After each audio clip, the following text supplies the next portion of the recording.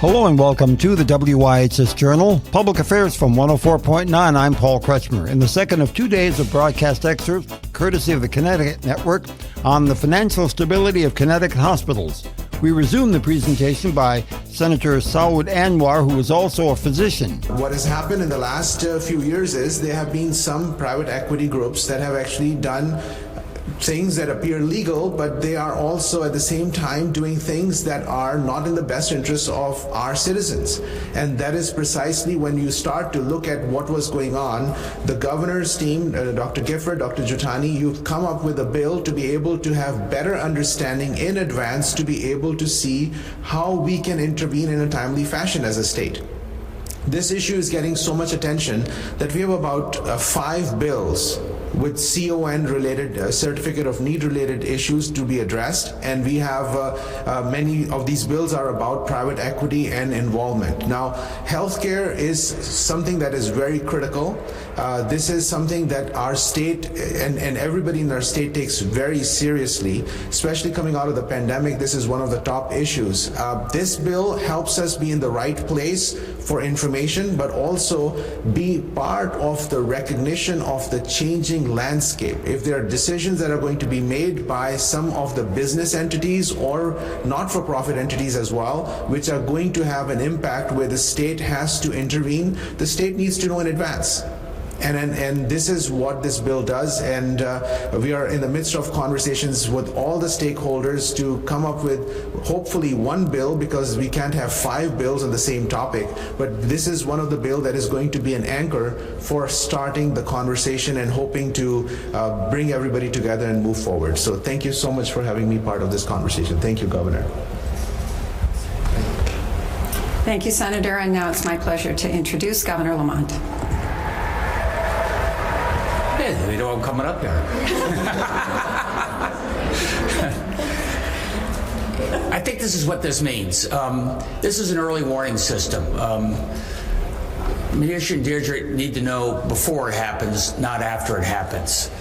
And I think you heard from Saud, that gives us a lot more maneuverability in terms of coming up with the right response. Our hospital systems across the state are in good shape. We have some of the very best in the country right here. So proud of that. Some of our hospitals are going through some real stress. Some of that stress is related to operating issues. Some of that stress is related to financial issues and changes in the structure that put a lot of financial stress on our hospitals. This bill allows us to get in front of that. This bill gives us insights in terms of what's happening from an operating point of view and from a financial point of view earlier, so we can respond on a more timely basis. It gives Manish, as she pointed out, if we see something wrong, we want to respond. It's not simply a matter of pulling a license, it's also the ability to have civil fines and hold people accountable and get them right back on the right course.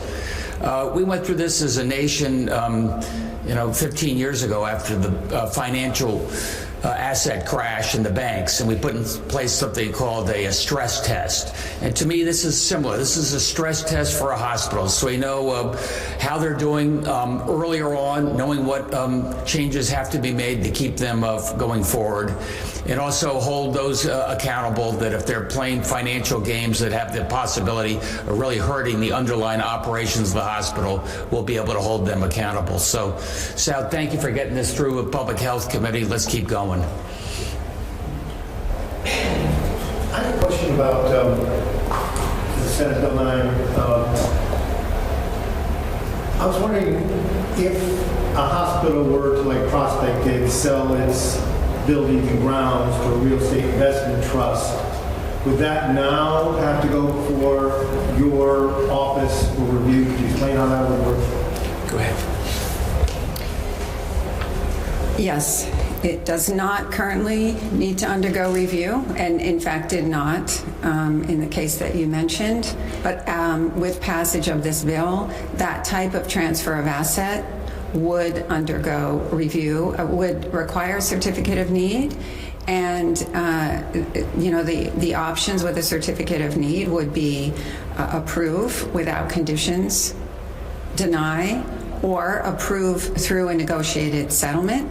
So that would allow the office to impose conditions if there was an indication that the transaction might impact quality, safety, access, equity, the statutory standards that we look at. And how does this get at that whole private equity? Because I read real quickly through your fact sheet. I'm trying to figure out, does it address the issue of private equity buyer or proposed buyer undergo any more scrutiny under this bill than before? I mean, I know there's competing bills that, not competing bills, but other bills that sort of require greater regulation of private equity. So the bill, as you know, doesn't specifically name private equity, but it expands the definition of transfer of ownership, and it includes additional types of transactions like the transfer of assets that you were just describing. So whether it's private equity or another type of vehicle, it would undergo this type of review. It's not specific to a specific investment technique.